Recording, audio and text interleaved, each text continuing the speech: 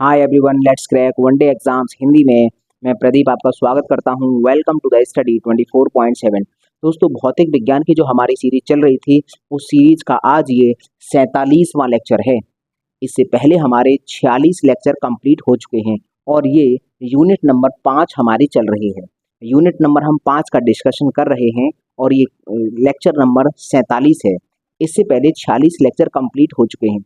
इससे पहले वाला जो लेक्चर था उस लेक्चर में हमने वेग को डिटेल में पढ़ा था। आखिरकार सर वेलोसिटी क्या होती है और वेग का क्या फॉर्मूला होता है, क्या उसका मात्रक होता है, वह किस तरह की राशि है और वेग समय ग्राफ क्या होता है। और वहां पर हमने वेग समय ग्राफ से संबंधित क्वेश्चन भी किए थे। तो हम पिछली क्लास में हम डिटेल में वेग वेलोसिटी को डिस्कस कर चुके हैं और आज की क्लास में हम डिस्कस करने वाले हैं सर एक्सीलरेशन। सर त्वरण क्या होता है, आखिरकार त्वरण क्या चीज है। यहाँ पर एक मैंने परिभाषा लिखी है, लेकिन ये जो परिभाषा है ये परिभाषा किताब की परिभाषा है, ये किताबी भाषा है। लेकिन अभी हम इसको प्रैक्टिकली समझकर चलेंगे कि आखिरकार त्वरण को हम सर प्रैक्टिकली किस तरह से समझ सकते हैं। तो आज की क्लास में हम समझेंगे कि सर त्वरण होता क्या है, इसका क्या फॉर्मूला होता है, इसका क्या मात्रक होता है, क्या राशि है, क्या इसका विमीय सूत्र है और त्वरण समय ग्राफ क्या है, त्वरण समय ग्राफ की क्या प्रवणता है, अगर है तो फिर क्या होगी और अगर नहीं है तो फिर क्यों नहीं है। फिर त्वरण समय ग्राफ है वह क्या व्यक्त करता है, उससे हम क्या मतलब निकाल सकते हैं, वो सब कुछ बताना है। दूसरा, अगर हम त्वरण समय ग्राफ यहाँ लिख दें तो उस त्वरण समय ग्राफ की जो स्लोप होती है, स्लोप किसी चीज को व्यक्त करती है कि नहीं करती, कुल मिलाकर और उससे संबंधित जितने भी न्यूमेरिकल होंगे वह सभी आज की क्लास में हम डिस्कस करने वाले हैं। तो चलिए हम स्टार्ट करते हैं। देखो यहाँ पर त्वरण की परिभाषा लिखी है, क्या है, पहले किताबी भाषा है लेकिन इसको पढ़ते हैं। क्या है, वेग परिवर्तन, वेग में परिवर्तन की दर को त्वरण कहा जाता है, इसे ए से व्यक्त करते हैं। वेग में परिवर्तन की दर, देखो फिजिक्स में अगर कभी भी तुम्हें ये मिले किसी चीज की दर, अगर कहीं पर फिजिक्स में मिल जाए, ये शब्द मिल जाए किसी चीज की दर, तो दर का मतलब होता है सर उस चीज में समय का भाग, समय का भाग लग रहा है, इसका मतलब ये है। इंग्लिश में इसको रेट बोलते हैं, रेट, दर को रेट बोल देते हैं। लेकिन अगर ये फिजिक्स में इस्तेमाल किया गया है तो इसका अर्थ होता है कि जिस चीज, जैसे हमने यहाँ बोला वेग में परिवर्तन की दर, तो ये जिस चीज की दर होती है इसका मतलब है उसमें समय का भाग, इसका नॉर्मल सा अर्थ है। तो वेग परिवर्तन में अगर समय का भाग लगा देंगे तो सर वही त्वरण है। तो सर यहाँ से फॉर्मूला बन सकता है। तो हम कहेंगे सर ये परिभाषा है, त्वरण की परिभाषा है, ये है क्या, वेग परिवर्तन, तो वो ऊपर रखो, हम उसको रखेंगे ऊपर, वेग परिवर्तन, हमने रखा वेग परिवर्तन। और अपॉन में हमने कहा वेग परिवर्तन की दर है, दर का मतलब होता है समय का भाग, तो हमने लिखा वेग परिवर्तन बट्टे समय, ये हो गया। ये सिर्फ त्वरण का फॉर्मूला है, ये एक्सीलरेशन का फॉर्मूला है। अगर हम इस फॉर्मूले को सिंबल्स के रूप में लिखना चाहें, जैसे त्वरण को ए से रिप्रेजेंट करते हैं, तो ए बराबर लिखना चाहें, ए बराबर वेग परिवर्तन है। मान लो कोई गाड़ी होगी, अगर स्टार्टिंग करेगी तो उसकी चाल v1 होगी और सर जब खत्म करेगी अपनी तो अंतिम चाल v2 मान लेते हैं। तो सर वेग में परिवर्तन आता है हमेशा v2 माइनस v1 करते हैं, तो हम यहाँ लिख देंगे v2 minus v1 upon v2 minus v1 upon time, time को हम t से रिप्रेजेंट करते हैं। तो कुल मिलाकर सर ये हमारे पास फॉर्मूला है यदि हमें एक्सीलरेशन चाहिए तो। अगर हमें त्वरण चाहिए तो सर त्वरण का फॉर्मूला ये है और ये फॉर्मूला इस परिभाषा से ही निकला है। वेग परिवर्तन, वेग परिवर्तन ऊपर है, की दर, दर का मतलब समय का भाग है, ये आ चुका है। अगर हम यहाँ से बात करें सर, हमेशा v2 माइनस v1 होता है एक्सीलरेशन। अब अगर हम यहाँ पर मात्रक निकालना चाहें तो मात्रक हम यहाँ से निकाल सकते हैं। हम बात करें सर मात्रक क्या है इसका, मात्रक, तो वेग का मात्रक ऊपर आएगा और नीचे आएगा सेकंड।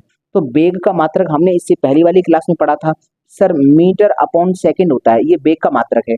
और नीचे ये टाइम का भी सेकंड हो जाएगा, तो इसका जो मात्रक निकल के आएगा मीटर पर सेकंड स्क्वायर होगा, मीटर पर सेकंड स्क्वायर ये हो जाएगा।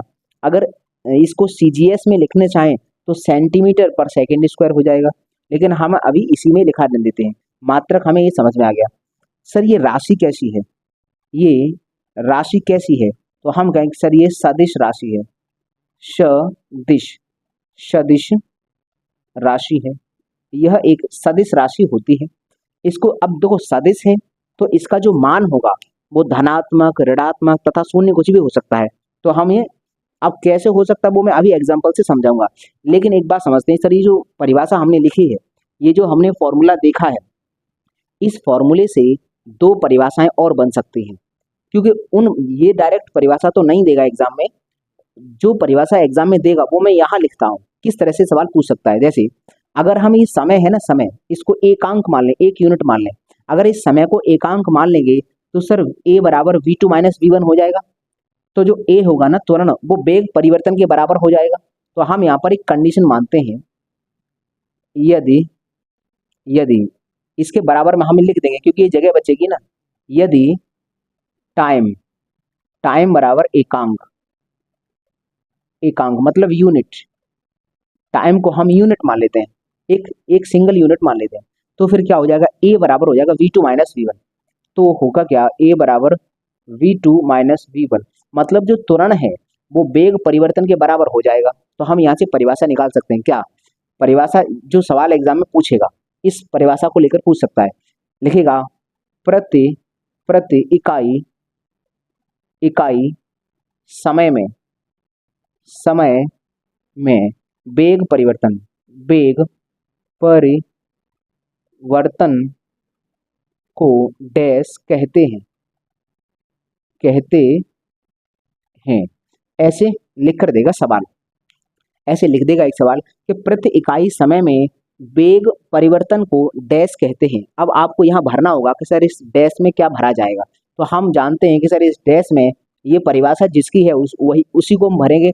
तो यहाँ पर जो होगा वहां पर त्वरण भरा जाएगा, त्वरण, ये भर दिया। तो ये इस सवाल का जवाब हो गया। एक और हम यहाँ से परिभाषा लिख सकते हैं, है तो यही, यहीं से निकलेगा कि एकांक समय में वेग परिवर्तन की दर त्वरण कहलाती है।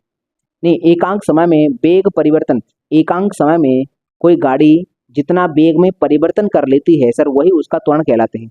तो हम इसको और दूसरी भाषा में थोड़ा और लिख सकते हैं कि एकांक समय में, एकांक समय में, समय में किसी किसी गतिमान, गतिमान गाड़ी के वेग, वेग में परिवर्तन, परिवर्तन को ही त्वरण कहते हैं, कहते हैं। हमें ये समझ में आ गया। सर एकांक समय क्या होता है, मान लो एक सेकंड, क्योंकि जो समय है ना, समय, समय का चाहे एमकेएस में मात्रक देखो, चाहे सीजीएस में मात्रक देखो, चाहे एफपीएस में देखो, सेकंड ही होता है। तो हम हमेशा एक सेकंड की बात करते हैं कि आखिरकार किसी गाड़ी के वेग में हर एक सेकंड में कितना परिवर्तन हो रहा है। मान लीजिए कि हमने गाड़ी चला रहे हैं, अब गाड़ी चलाने के दौरान देखा कि सर एक सेकंड में उसका वेग 5 मीटर पर सेकंड बढ़ा, फिर अगले सेकंड में 5 बढ़ गया, फिर अगले सेकंड में 5 बढ़ गया, फिर अगले सेकंड में 5 बढ़ गया। इसका मतलब हर सेकंड में 5 5 5 5 बढ़ रहा है। तो सर ये जो वेग में परिवर्तन है वह, इसी वेग में परिवर्तन को एक एक सेकंड के दौरान परिवर्तन हो रहा है, इसी को सर एक्सीलरेशन बोल देंगे। और यहाँ पर ये त्वरण कैसा है, एक समान त्वरण होगा, क्योंकि हर सेकंड में बराबर बराबर बराबर बराबर बढ़ रहा है। और ऐसे भी हो सकता है कि सर पहले सेकंड में गाड़ी का वेग बढ़ा था 5, अगले सेकंड में वेग बढ़ गया 7, अगले सेकंड में वेग बढ़ा सर 3। तो मतलब ये भी ऐसे भी बढ़ सकता है, हो सकता है सर ये भी कंडीशन। तो ये होता है असमान त्वरण। तो त्वरण भी दो तरह का हो सकता है, एक होता है एक समान त्वरण और एक होता है असमान त्वरण। तो अभी हम यहाँ से एक नोट पॉइंट लिख देंगे। नोट पॉइंट, नोट पॉइंट क्या है कि समान समय में यदि समान वेग परिवर्तन हो तो एक समान त्वरण होता है, और यदि समान समय में अगर वेग में परिवर्तन भिन्न भिन्न हो तो सर वो असमान त्वरण होता है। तो हम यह लिख देंगे, यदि यदि समान समान समय में, समान समय में वेग में परिवर्तन, वेग में परिवर्तन समान हो, समान हो तो उसे एक समान समान त्वरण कहा जाता है। भाई साहब एक समान त्वरण क्या होगा? समान समय में समान वेग में परिवर्तन आ रहा है। इसके लिए मैं एक यहाँ पर डायग्राम बना देता हूँ। मान लीजिए ये हमारे पास एक गाड़ी है। इस गाड़ी की मैं 3 कंडीशन आपको दिखा दे रहा हूँ यहाँ पर। ये हमारे पास एक गाड़ी है। तो हमने देखा कि सर यहाँ से यहाँ तक 1 सेकंड है, 1 सेकंड, यहाँ से यहाँ तक भी 1 सेकंड, यहाँ से जो वेग था वो +5 हुआ, 5 मीटर पर सेकंड बढ़ा। इस वाली 1 सेकंड में भी 5 मीटर पर सेकंड बढ़ा। आगे भी अगर देखेंगे, चलो एक कंडीशन और दिखा लेते हैं। ये है गाड़ी, यहाँ पहुंच गई है। यहाँ से यहाँ तक का भी समय है वो 1 सेकंड है, 1 सेकंड है। यहाँ पर भी +5 मीटर पर सेकंड। तो कुल मिलाकर अगर ये वाली कंडीशन देखी जाए, सर पहली सेकंड में 5 मीटर पर सेकंड वेग बढ़ा, अगली सेकंड में 5 मीटर पर सेकंड बढ़ा, अगली सेकंड में फिर 5 बढ़ा। तो सर ये वाली जो कंडीशन होगी वो कहलाएगी एक समान त्वरण की कंडीशन। यहाँ पर एक्सेलरेशन तो है लेकिन एक समान एक्सेलरेशन है। अगर हम बात करें सर असमान त्वरण की, तो हम यहाँ लिख सकते हैं NOTE। यदि यदि समान समान समय में वेग में परिवर्तन भिन्न भिन्न हो तो इसे असमान त्वरण, हम या ऐसे बोले इसे असमान त्वरण कहते हैं या फिर असमान त्वरण की स्थिति कहते हैं। तो हम इसे असमान त्वरण की स्थिति कहते हैं। ये ज्यादा अच्छा लग रहा है। हम यहाँ लिख दिया था ना समान त्वरण कहा जाता है। तो एक काम करो, समान त्वरण की स्थिति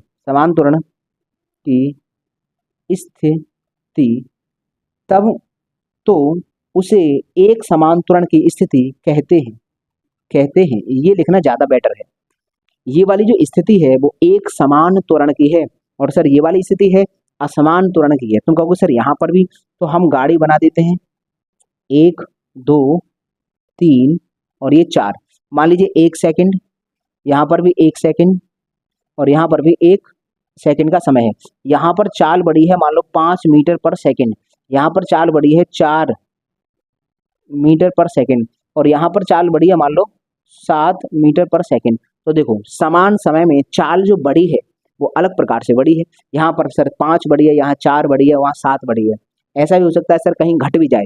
तो कुल मिलाकर सर ये कंडीशन हुई। तो ये असमान त्वरण की स्थिति है, ये एक समान त्वरण की स्थिति है। तो त्वरण 2 प्रकार का होता है और ये 2 हमें परिभाषाएं समझ में आ गई।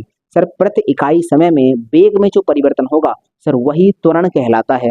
अगर आपकी कार कोई मतलब कार है या फिर गाड़ी है, 1 सेकंड में 10 मीटर पर सेकंड का वेग बदल लेती है तो हम कहेंगे सर इसका त्वरण 10 होगा।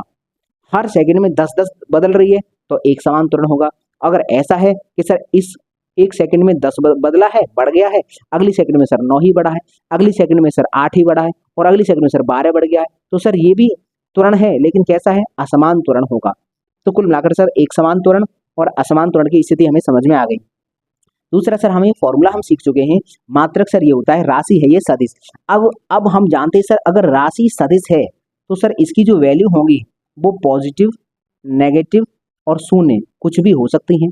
सर पॉजिटिव भी हो सकती है वैल्यू त्वरण की, नेगेटिव भी हो सकती है और शून्य भी हो सकती है। तुम कहोगे सर कैसे? तो देखो कैसे के लिए मैं यहाँ केस लिखूंगा 3, CASE, केस नंबर 1 क्या है? यदि है क्या, यहाँ पर लिखते हैं थोड़ा सा इधर, CASE केस 1, ये गाड़ी है मान लो, ठीक है, और ये यहाँ पर पहुंच गई। हम मानते हैं सर V1 इसकी चाल है शुरुआत की और V2 इसकी अंतिम चाल है। इसकी शुरुआत में चाल थी 10 और बाद में हो चुकी है यहाँ पर 15 और यहाँ जो समय है, समय मानता हूँ अभी 1 सेकंड का समय लगा है, 1 सेकंड का समय लगा। एक कंडीशन ये की, दूसरी कंडीशन ये गाड़ी है कोई, ये गाड़ी है। दूसरी कंडीशन CASE केस नंबर 2, गाड़ी एक ये है और एक यहाँ, मतलब वही एक गाड़ी है यहाँ पहुँच गई है।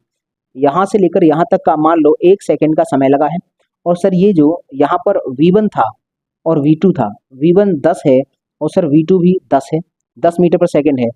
अगला एक कंडीशन और है, एक कंडीशन कहाँ लिखें, यहाँ लिख देते हैं, चलो यहाँ पर CASE केस थर्ड है, एक गाड़ी है ये और वही गाड़ी बढ़ के यहाँ पर आ गई है।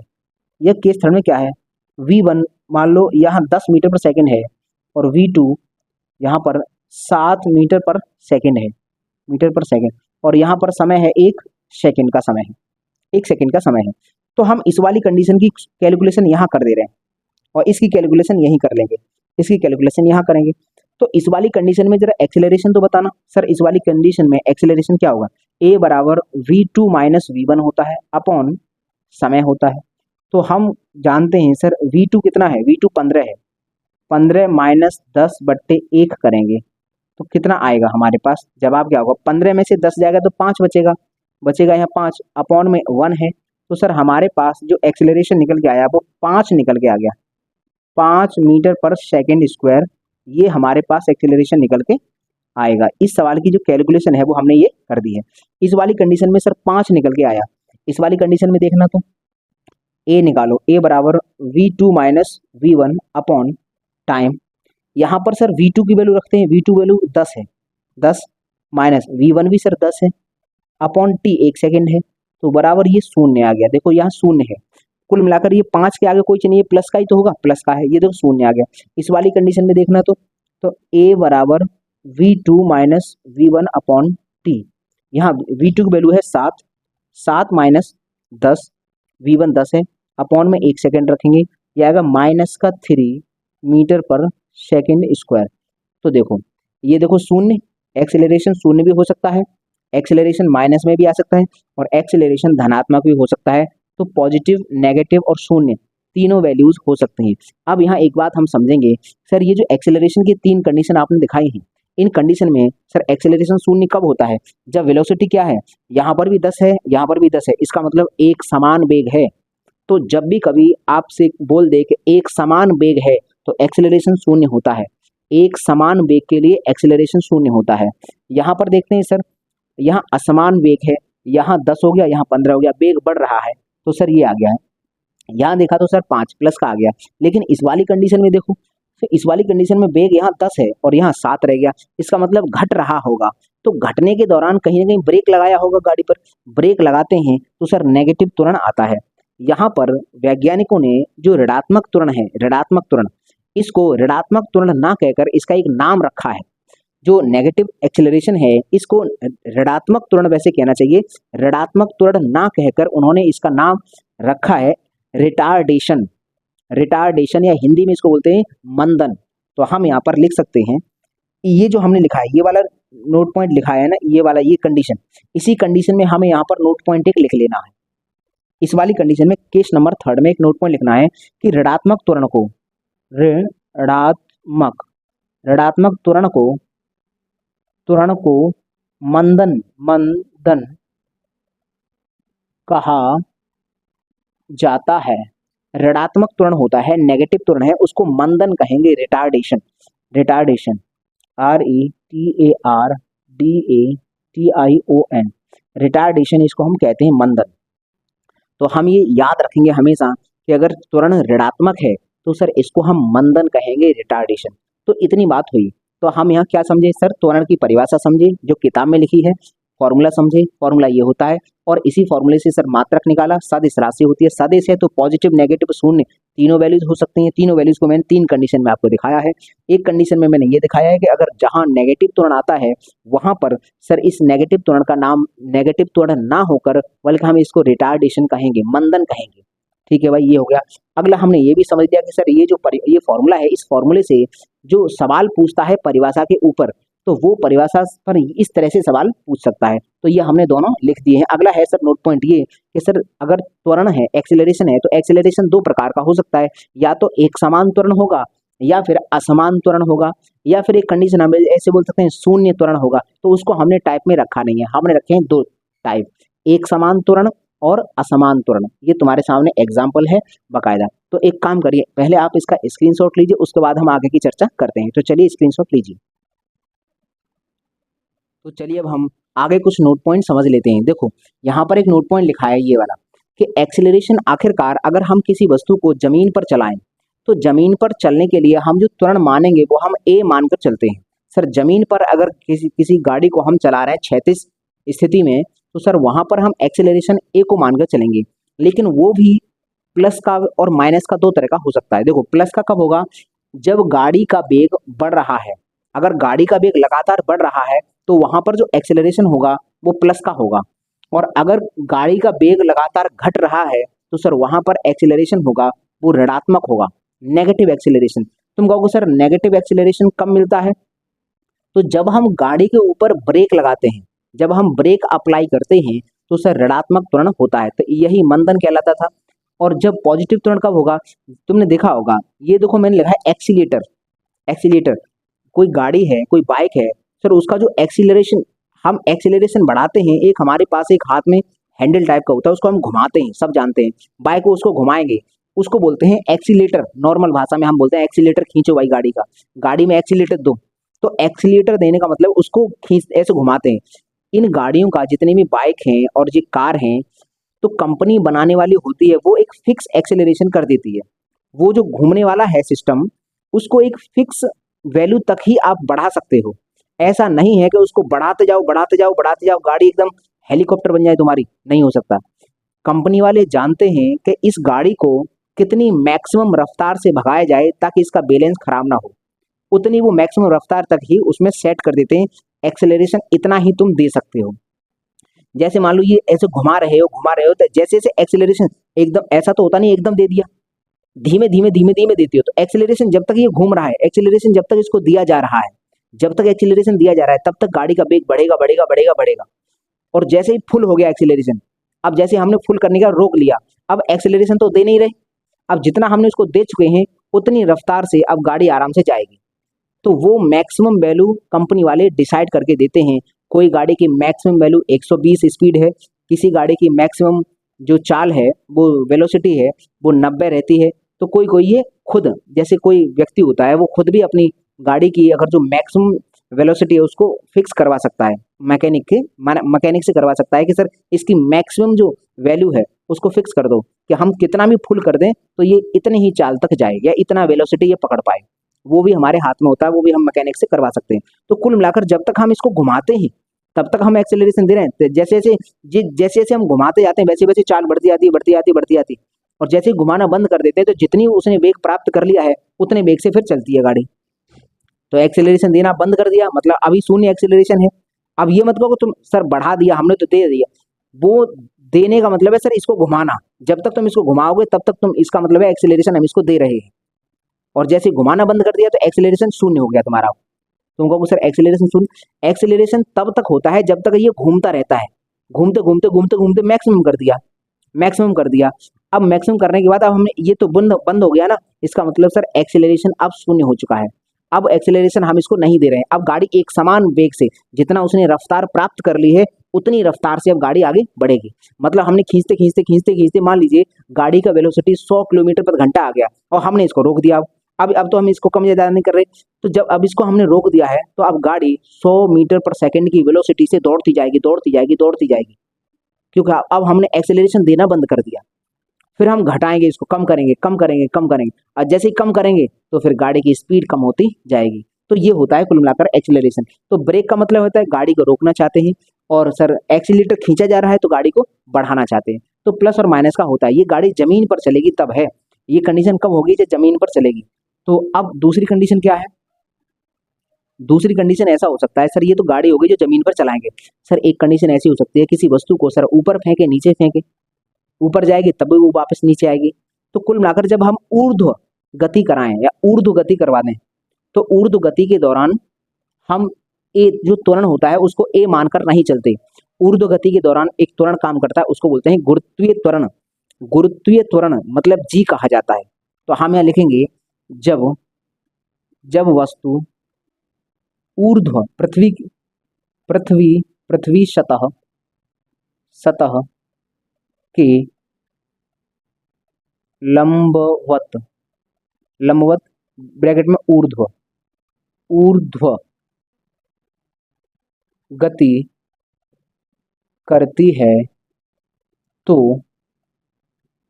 त्वरण तो त्वरण जी माना माना जाता है, तब हम त्वरण को जी मान लेंगे। अगर हम किसी वस्तु को, ये मान लीजिए अर्थ है, ये अर्थ है EARTH, यहां पर मान लीजिए कोई व्यक्ति खड़ा है। अगर नीचे की तरफ कोई वस्तु आएगी, अगर वस्तु नीचे की तरफ आएगी तो होगा पॉजिटिव जी। वस्तु अगर इस व्यक्ति ने फेंकी और फिर ऊपर पहले जाएगी फिर वापस आएगी, तो सर जब वस्तु वापस आएगी नीचे की तरफ आएगी तो पॉजिटिव जी लेकर चलते हैं। लेकिन दूसरी कंडीशन, यह अर्थ EARTH, यहाँ पर कोई व्यक्ति खड़ा है, इसने वस्तु को फेंका है और वस्तु ऊपर जा रही है, हम ऊपर की तरफ वस्तु को गति करवा दें। अगर हमने वस्तु को ऊपर की तरफ गति करवा दी है तो सर नेगेटिव जी लेकर चलते हैं। तो हमें यहाँ से समझ में आ गया, अगर वस्तु को पृथ्वी की जो क्षैतिज सतह है उसके लंबवत ऊपर नीचे इस तरह से गति करवाएंगे, ऐसे बहुत सारे न्यूमेरिकल आएंगे आगे, तब हम वहां पर त्वरण का मान जी लेकर चलेंगे। वस्तु ऊपर की तरफ जाएगी, ऊपर की तरफ भेजेंगे तो सर नेगेटिव जी लेकर चलेंगे, और वस्तु ऊपर से जब नीचे आएगी तो हम पॉजिटिव जी लेकर चलेंगे। तुमने सुना होगा सर गति के 3 समीकरण होते हैं, तो उन 3 समीकरणों के जो रूप हैं वो रूप 4 तरीके के रूप निकलते हैं। एक तो प्लस को लेकर चलते हैं, फिर एक माइनस को लेकर चलेंगे, फिर एक माइनस का जी लेकर चलेंगे, और एक फिर प्लस का जी लेकर चलेंगे। तो 3 फॉर्मूले हैं, लेकिन उनके जब रूप बदले जाते हैं तो 4 रूप निकल कर आते हैं। तो 3 फॉर्मूले यहाँ से, जो 3 फॉर्मूले हैं, तो 3 रूप तो ये हो गए, फिर माइनस का ए देंगे तो 3 रूप यहाँ से निकलेंगे, माइनस का जी देंगे तो 3 रूप इसकी फॉर्म में आ जाएंगे, और यहाँ प्लस का जी देंगे तो 3 रूप यहाँ से। कुल मिलाकर वो फॉर्मूले 3 हैं, जो समीकरण है वो 3 हैं, लेकिन उनके रूप हैं 3 चौक 12, 12 रूप हैं, और 12 रूप पर आधारित बहुत सारे न्यूमेरिकल हैं, वो हम आगे करेंगे। अभी हमारा काम है सर त्वरण को देख लेना। एक्सेलरेशन समझ में आया? कुल मिलाकर एक्सेलरेशन क्या होता है, 4 कंडीशन हो सकती हैं। जमीन पर गाड़ी चलेगी तो एक्सेलरेशन को ए मानेंगे, गाड़ी की स्पीड बढ़ेगी, चाल बढ़ेगी, वेग बढ़ेगा तो सर प्लस का ए होगा, घटेगा मतलब ब्रेक का लगाएंगे तो सर माइनस का ए होगा। किसी वस्तु को नीचे से ऊपर फेंकेंगे तो जी माइनस का लेकर चलेंगे, ऊपर से वस्तु नीचे आएगी तो जी प्लस का लेकर चलेंगे। तो समझ में आ गया, त्वरण हमारे पास एक तो क्षैतिज में होता है, एक हवा में ऊपर नीचे होता है। तो ये हमें समझ में आ गया सर। अब यहाँ से एक नोट पॉइंट हम और आगे लिखते हैं। अगला नोट पॉइंट, ये बहुत इंपॉर्टेंट नोट पॉइंट है। देखो जब एक्सेलरेशन शून्य है, एक्सेलरेशन शून्य है गाड़ी में, जैसे मान लीजिए हमने यहाँ से एक्सेलरेशन दिया दिया दिया दिया दिया मैक्सिमम कर दिया। अब हमारी जो कार है, मान लीजिए कार है या फिर ट्रेन मान के चलते, ट्रेन वाला जो भी है उसने एक्सेलरेशन दिया दिया दिया दिया और फिक्स कर दिया। अब जो ट्रेन है वो 100 किलोमीटर प्रति घंटे की रफ्तार से दौड़ रही है, क्योंकि अब एक्सेलरेशन नहीं दिया जा रहा। एक्सेलरेशन नहीं दिया जा रहा तो एक समान वेलोसिटी से कोई भी गाड़ी चलेगी। मान लीजिए उस लोको पायलट ने एक्सेलरेशन दे दिया है, और देने के बाद जो ट्रेन की रफ्तार है वो 100 किलोमीटर प्रति घंटे आ गई है, इतनी रफ्तार से अब जाएगी। तो अब उसका वेग कैसा हो जाएगा, एक समान वेग हो जाएगा, एक समान वेग से जाएगी, त्वरण शून्य हो जाएगा उस कंडीशन में। एक्सेलरेशन शून्य है तो एक समान वेग से गाड़ी चल रही है। यदि एक समान वेग से गाड़ी चले और उसके अंदर कोई यात्री बैठा है और उसने ऐसे बॉल ऊपर उछाली तो कहाँ बॉल गिरेगी सर, अगर एक समान वेग से चल रही है तो त्वरण शून्य है, एक्सेलरेशन शून्य है, तो हाथ में ही बॉल आएगी, ऊपर उछालेगा। जैसे ट्रेन के अंदर आप देखना, कभी ट्रेन में सफर करो तो डिब्बे में खड़े हो जाना, ठीक है। अब डिब्बे में किसी बॉल को ऊपर उछालना, अब ऐसा नहीं कि मतलब छत में लग के भी आएगी, वापस ही आएगी, छत में ना टच करे इतना ऊपर फेंकना। ऊपर फेंकोगे तो कहाँ जाएगी, वापस हाथ ही में आएगी। हाथ में कब आएगी, जब ट्रेन का जो वेलोसिटी रहेगी वो एक समान होगी, एक समान वेग मतलब एक्सेलरेशन शून्य होगा। तो या तो हम बोल देंगे एक समान त्वरण, नहीं एक समान वेग, या फिर शून्य त्वरण की स्थिति में अगर कोई व्यक्ति किसी चलती हुई गाड़ी में बॉल ऊपर उछालता है तो बॉल कहाँ गिरेगी, हाथ में आएगी। और अगर ऐसा है सर, गाड़ी चल रही है, त्वरण उसमें धनात्मक त्वरण है, उसमें धनात्मक त्वरण है, मतलब लगातार उसकी वेलोसिटी बढ़ रही है, तो इस कंडीशन में अगर उछालेगा बॉल तो कहाँ जाएगी। अगर एक्सेलरेशन है, त्वरण है, तो बॉल उछालेगा, जैसे बॉल उछालेगा जब तक बॉल नीचे आएगी तब तक वो आगे निकल जाएगा, तो बॉल पीछे जाके गिरेगी, कहीं बॉल पीछे जाके गिरेगी। अगली कंडीशन, अगर ऋणात्मक त्वरण है, मंदन है, रिटार्डेशन है, तो हम बॉल उछालेंगे तो कहाँ गिरेगी, तो जैसे बॉल उछालेंगे तो बॉल गिरेगी, हम वहां तक पहुंच ही नहीं पाएंगे, हम पीछे रहेंगे, बॉल हमारे आगे ही गिरेगी। तो 3 कंडीशन है यहाँ पर, तो तीनों कंडीशन हम लिखते हैं। यदि यदि त्वरण शून्य हो या एक समान वेग हो तो गाड़ी गाड़ी में यात्री द्वारा उछाली गई बॉल यात्री के हाथ में ही गिरेगी बात खत्म। पहली बात समझ आया कि सर त्वरण शून्य है या फिर एक समान वेग है तो यात्री द्वारा उछाली गई बॉल है वो हाथ में आके गिरेगी। अगर हम बात करें नोट पॉइंट अगला पॉजिटिव, यहां लिख देते हैं धनात्मक यदि धनात्मक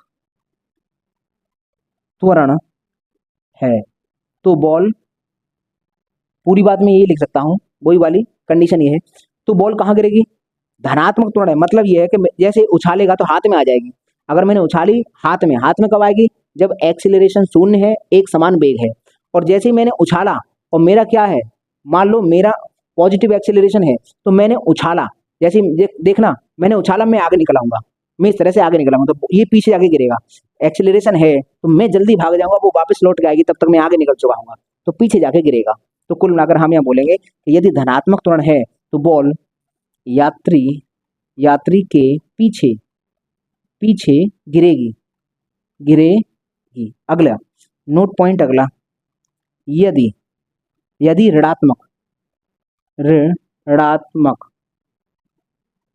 त्वरण ब्रैकेट में मंदन है तो बॉल यात्री के आगे गिरेगी। ये हो गए 3 हमारे नोट पॉइंट। मतलब जैसे ही मैं बॉल को फेंकूंगा तो बॉल जब ऊपर जाएगी और जब नीचे तक आएगी वापस तो मैं वहां तक पहुंच ही नहीं पाऊंगा, आगे ही गिर पड़ेगी, बॉल आगे गिरेगी। तो ये तीनों हमें नोट पॉइंट याद करने हैं, ये हमारे लिए बहुत इंपॉर्टेंट है। तो समझ में आया ये क्या है कि सर एक्सेलरेशन, अगर उसमें एक्सेलरेशन शून्य है, वे एक समान वेग है तो बॉल को उछालूंगा हाथ में आएगी। अगर मेरे पास एक्सेलरेशन है तो बॉल उछालूंगा तो पीछे गिरेगी, और अगर एक्सेलरेशन नेगेटिव है सर, नेगेटिव, तो बॉल उछालूंगा तो आगे गिरेगी। 3 कंडीशन है, तीनों कंडीशन ये तुम्हारे सामने है।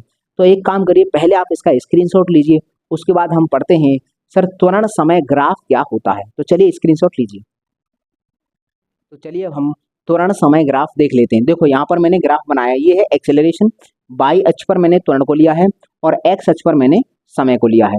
तो एक बात बताओ, त्वरण समय ग्राफ है, इसकी प्रवणता क्या व्यक्त करती है, जरा इसकी प्रवणता निकालो। हम जानते हैं, पिछली क्लास में हम पढ़ चुके हैं सर, प्रवणता बराबर क्या होता है, प्रवणता बराबर होता है बाई अक्ष पर ली गई वैल्यू अपॉन समय अक्ष पर ली गई वैल्यू। तो हम यहाँ लिखेंगे त्वरण अपॉन समय। एक बात बताओ, ऐसा क्या कोई फॉर्मूला होता है एक्सीलरेशन अपॉन टाइम? ऐसा कोई फॉर्मूला नहीं बना है फिजिक्स में कि एक्सीलरेशन अपॉन समय आ जाए, ऐसा कोई फॉर्मूला ही नहीं होता सर, ऐसा कोई फॉर्मूला है नहीं, इसलिए इसकी प्रवणता होती भी नहीं है। आपको त्वरण समय ग्राफ की प्रवणता पूछेगा ही नहीं, क्यों? क्योंकि इसकी प्रवणता होती ही नहीं है। प्रवणता का मतलब क्या है, बाई अक्ष पर ली गई वैल्यू को ऊपर रखो, एक्स अक्ष पर ली गई वैल्यू को नीचे रखो, और ये अगर किसी का फॉर्मूला बन जाए तो ये उसी को व्यक्त करता है। तो कुल मिलाकर इसकी प्रवणता है वो केवल त्वरण और समय में एक रेशियो बता देगी, लेकिन यहाँ से प्रवणता एक किसी तीसरी राशि को निकाल कर नहीं देती है। जैसे हमने वेग समय ग्राफ देखा था, वेग समय ग्राफ था तो वेग बट्टे समय त्वरण होता था, तो वेग समय ग्राफ की प्रवणता त्वरण को रिप्रेजेंट करती थी, लेकिन इसकी तो प्रवणता होती ही नहीं है, तो इसकी प्रवणता कुछ व्यक्त किसी तीसरी राशि को व्यक्त नहीं करेगी।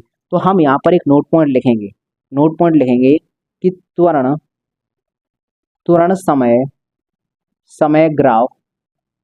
ग्राफ की प्रवणता केवल त्वरण तथा समय के अनुपात को व्यक्त करती है, किसी अन्य राशि को नहीं, और किसी भी राशि को ये रिप्रेजेंट नहीं करती। तो हमें ये समझ में आ गया सर, ये त्वरण है, ये समय है, तो कुल मिलाकर ये। अब हम इस ग्राफ में अगर देखना चाहें तो, अगर हम बात करते हैं सर ये ग्राफ है, इस ग्राफ, अगर ये ग्राफ इस तरह से है तो ये किस चीज को रिप्रेजेंट करेगा? ये ग्राफ है, देखो समय बढ़ रहा है तो वैसे वैसे समय की लाइन तो बढ़ रही है, लेकिन एक्सेलरेशन ना तो बढ़ रहा ना घट रहा। देखो इस लाइन पर ऊपर जाएंगे तो त्वरण बढ़ेगा, इस लाइन से नीचे जाएंगे तो त्वरण घटेगा। तो सर त्वरण है वो ना बढ़ रहा ना घट रहा, तो इसका मतलब एक समान त्वरण है। ये क्या है? एक समान त्वरण। ये जो ग्राफ होगा वो एक समान त्वरण को रिप्रेजेंट करेगा। अगर हम बात करते हैं सर इस तरह से है, ग्राफ इस तरह से है, नीचे की तरफ डाउन है, तो ये क्या होगा? सीधी रेखा है और नीचे की तरफ डाउन है। तो एक बार बताओ, यहाँ से ऊपर बढ़ेंगे, इस पॉइंट से ऊपर बढ़ेंगे तो एक्सेलरेशन बढ़ेगा, लेकिन सर यहाँ से नीचे उतर रहे हैं तो इसका मतलब त्वरण घट रहा है। और अगर सीधी रेखा है तो एक त्वरण में एक समान कमी, हम यहाँ लिखेंगे त्वरण में एक समान कमी, एक समान कमी है। लेकिन अगर हम ऐसे बना दें, हम इस तरह से ना, एक सीधी रेखा से डाउन ना करें, हम इस तरह से करें घुमावदार, इस तरह से लेकर आए, तो ये घुमावदार रेखा है, इसके क्या होगा?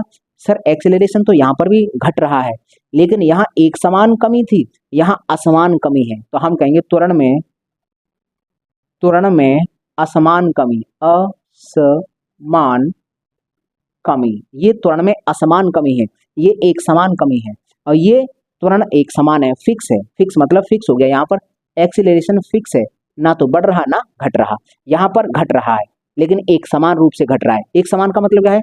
हर सेकंड, मान लो 5 मीटर पर सेकंड की चाल घट रही है तो हर सेकंड में 5 5 5 5 घटेगी। और इसका क्या मतलब है? हर सेकंड में 5 5 नहीं घटेगी, अभी शुरुआत में तो धीमे धीमे घटेगी और फिर बाद में तीव्र गति से घटेगी। पहले घट रही थी 5, फिर घट रही है 4, फिर घट रही है 3, फिर अचानक से 1 हो गई। तो कुल मिलाकर पहले धीमे धीमे घटेगी, फिर तेजी से घटेगी। यहाँ जो त्वरण है, ये वाला ग्राफ क्या बता रहा है कि पहले त्वरण धीरे धीरे घटेगा, फिर तेजी से घटेगा, असमान त्वरण में कमी है। तो अब हम इसका एक और बना लेते हैं डायग्राम, क्योंकि हमें और समझाने हैं, इसके अंतर्गत कुछ और ग्राफ बताने हैं। तो ये है हमारा त्वरण है, ये हमने त्वरण लिया, ये हमने समय। अगर अगर इस तरह से है, ऊपर की तरफ इस तरह से जा रहा है, ग्राफ इस तरह से जा रहा है, ये त्वरण समय ग्राफ है और इस तरह से बढ़ रहा है, तो हम देख रहे हैं सर ये वाला पॉइंट है कहीं ना कहीं इससे तो ऊपर ही जा रहा है, ऊपर ही जा रहा है, तो एक्सेलरेशन बढ़ रहा है। तो हम कहेंगे त्वरण में अब सीधी रेखा है तो एक समान वृद्धि होगी, त्वरण में एक समान वृद्धि, ये एक समान वृद्धि हो रही है। अगर इस तरह से होगा तो ये भी त्वरण बढ़ रहा है, सीधी रेखा है तो एक समान वृद्धि, लेकिन ऐसे घुमावदार रेखा है तो वृद्धि तो है लेकिन असमान वृद्धि। हम कहेंगे त्वरण में असमान वृद्धि। हम चाहें तो यहाँ से अब एक चीज, हम एक ग्राफ बना लेते हैं, ये वाला ग्राफ। ये हमें मालूम है सर एक समान वृद्धि हो रही है, और यहाँ पर ये परपेंडिकुलर ड्रॉ कर लेते हैं, तो ये 90 डिग्री हो गया। तो एक ट्रायंगल बना, ये वाला ट्रायंगल बना, इसका एरिया निकाल के चेक करते हैं, एरिया निकालते हैं क्या होगा। तो सर इसका एरिया निकालोगे तो 1/2 आधार गुणा ऊंचाई होगा, ऊंचाई पर एक्सेलरेशन आ जाएगा और यहाँ पर समय आ जाएगा। तो हम इसका क्षेत्रफल निकालते हैं, क्षेत्रफल बराबर 1/2 आधार पर हो गया समय और ऊंचाई पर हो गया त्वरण। तो एक बात बताओ, समय का गुणा अगर त्वरण से करते हैं तो कौन सी राशि निकलती है? चेक करें, समय तो समय ही रहेगा, मल्टीप्लाई बाई जो त्वरण है, इनका हम मात्रक रख लेते हैं, मात्रक, समय का मात्रक सेकंड, मल्टीप्लाई बाई त्वरण का मात्रक मीटर प्रति सेकंड स्क्वायर। तो 1 सेकंड से 1 सेकंड कट गया, तो क्या बचा? मीटर अपॉन सेकंड बचा, और मीटर बट्टे सेकंड किसका होता है? वेग का ही तो मात्रक होता है मीटर बट्टे सेकंड। तो हम ये बोल सकते हैं कि जो सर त्वरण समय ग्राफ है, समय अक्ष के साथ जो भी क्षेत्रफल घेरेगा वह क्षेत्रफल सर वेग को रिप्रेजेंट करता है। देखो हमने देखा सर, क्षेत्रफल निकालते हैं तो समय गुणा त्वरण हो जाता है, और समय गुणा त्वरण करने पर वेग का फॉर्मूला बन जाता है, वेग निकल आता है। तो हम यहाँ से लिख सकते हैं, हम यहाँ से एक नोट पॉइंट लिख सकते हैं, यहाँ से यहाँ लिख दे रहे हैं, चलो इधर ही लिख दे रहे हैं, यहाँ पर नोट पॉइंट कि त्वरण समय ग्राफ समय अक्ष के साथ जो क्षेत्रफल घेरता है उसे ही वेग वेग कहते हैं। तो कुल मिलाकर हमें समझ में आ गया कि सर त्वरण समय ग्राफ है, उसका अगर क्षेत्रफल निकालेंगे तो क्या रिप्रेजेंट करेगा, तो हम कहेंगे सर वो वेग को रिप्रेजेंट करता है। तो चलिए पहले आप इसका स्क्रीनशॉट लीजिए, उसके बाद में एक दो आपको न्यूमेरिकल यहाँ पर कराता हूँ। पहले इसका स्क्रीनशॉट लीजिए। तो हमें यहाँ समझ में आ गया, पहले देखो क्या समझ में आया कि ये वाला है एक समान त्वरण है, त्वरण फिक्स है। सर ये है त्वरण में कमी है, मतलब मंदन दिखा रहा है। लेकिन ये वाली कमी तो है लेकिन असमान कमी है। सर ये वाली त्वरण में वृद्धि है लेकिन एक समान वृद्धि है। ये वाली सर त्वरण में वृद्धि है लेकिन असमान वृद्धि है। ये हमने इससे मैंने बताया है कि सर वेग जो त्वरण समय ग्राफ है इसका अगर एरिया निकालेंगे एक्स अक्ष के साथ, समय अक्ष के साथ एरिया निकालेंगे तो सर वो एरिया वेग को रिप्रेजेंट करता है। और इसी बात को मैंने नोट पॉइंट में यहाँ लिख दिया है कि त्वरण समय ग्राफ है उसका क्षेत्रफल वेग को रिप्रेजेंट करता है। तो हम अभी दो चार न्यूमेरिकल यहाँ करेंगे, पहले आप इसका स्क्रीनशॉट लीजिए। तो चलिए हम इन ग्राफ के क्वेश्चंस को भी देख लेते हैं। देखो यहाँ पर है निम्न ग्राफ में प्रारंभिक त्वरण और त्वरण में परिवर्तन का प्रकार बताओ। ये जो चार ग्राफ दिख रहे हैं इसमें तुम्हें बताना है प्रारंभिक त्वरण क्या है और त्वरण का प्रकार क्या है, किस तरह से वृद्धि हो रही है। तो देखो ये वाला है, इसमें प्रारंभिक त्वरण कहाँ से ग्राफ स्टार्ट हो रहा है, 20 से। तो हम यहाँ कह देंगे सर जो प्रारंभिक त्वरण होगा हम बोल देंगे प्रारंभिक त्वरण। तो प्रारंभिक त्वरण तो सर 20 है, 20 यहाँ मीटर पर सेकेंड स्क्वायर है तो हम लिख देंगे मीटर अपॉन सेकेंड स्क्वायर। लेकिन प्रकार क्या है सर, प्रकार क्या है, किस तरह से वृद्धि हो रही है। तो त्वरण है सीधी रेखा और ऊपर को जा रहा है तो एक समान वृद्धि, एक समान ये वृद्धि है, एक समान वृद्धि हो रही है। अगर हम बात करें सर इस वाले की तो सर इसमें प्रारंभिक त्वरण कितना है, तो 8 से ग्राफ स्टार्ट है।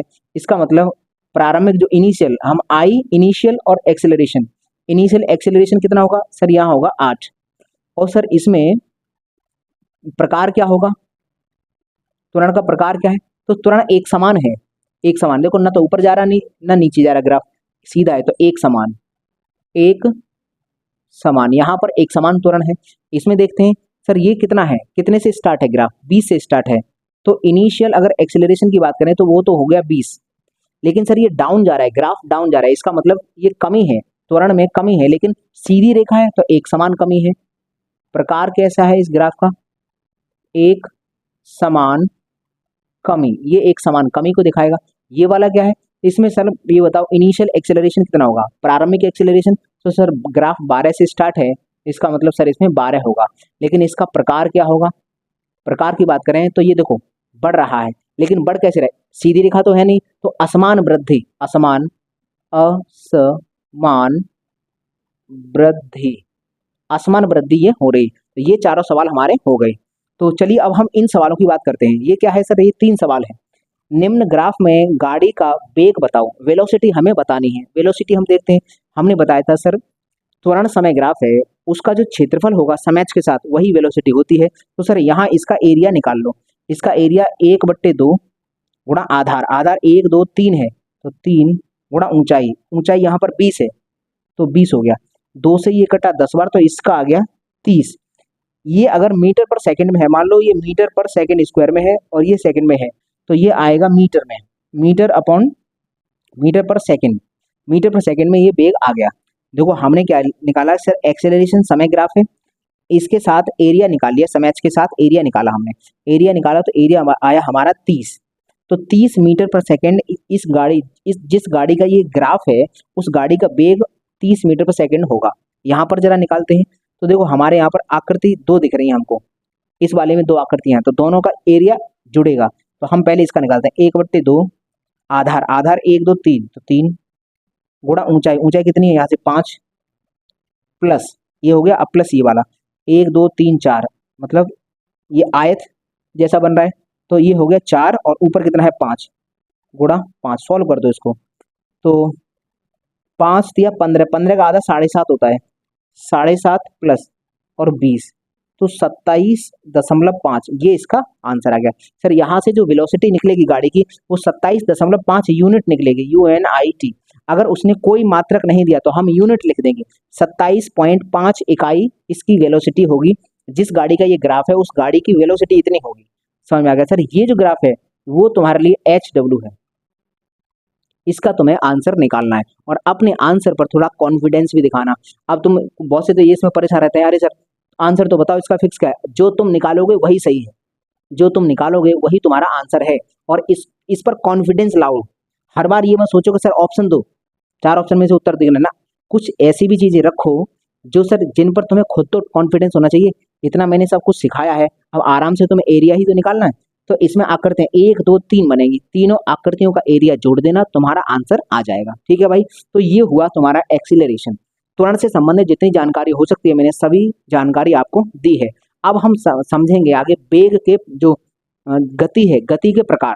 सर गति, एक बीमी गति, द्विबीमी गति, त्रिबीमी गति, कौन सी गतियां किस किस में आएंगी, वो हम सभी डिटेल में चर्चा करने वाले हैं आगे की क्लासेस में।